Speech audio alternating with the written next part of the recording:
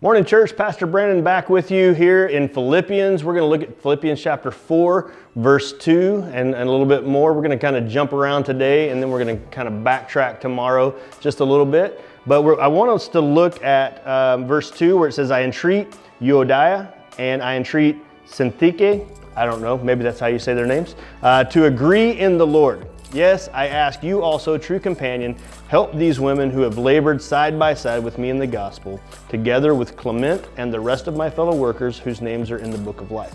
Now, let me back up just a little bit and remind you that this is a letter written to the church, going to be read out loud to the church in Philippi.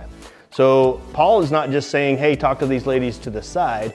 He's saying, hey, something's going on between these two ladies whom I love both of them, and something's happened between them, and we need them to come back together because it's best for the church that we're all in this together. And so he tells them to talk to them and help them come to an agreement, whatever the issue is, to come to an agreement. So he's talking about conflict, and there's a lot of conflict in our world, and Paul's going to give us some advice here on how to deal with that conflict in the rest of chapter 4. And Pastor Bob did a beautiful job yesterday talking about the conflict going around the world right now. And so I don't want to spend a lot of time on that, but continue to pray for that.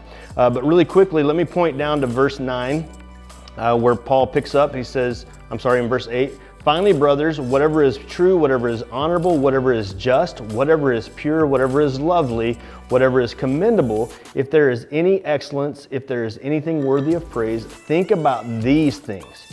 What you have learned and received and heard and seen in me, practice these things, and the God of peace will be with you. In other words, the first thing we need to do when we're in conflict with a fellow believer or a co-worker or a wife or a husband or even our children, we need to start by thinking about the good things that person brings to the table. We need to think of the positive things. And as we think about those things, then we can start having a conversation with that person, because it reminds us that they are our friends, and I can remember the good things that they have in their lives.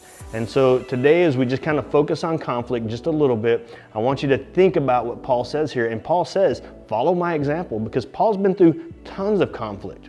He's been through a ton of betrayals and thrown in prisons and all kinds of stuff. And yet he continues to fight for the gospel. And that's what we're to do as the church, is we're continue to perpetuate the gospel into the world.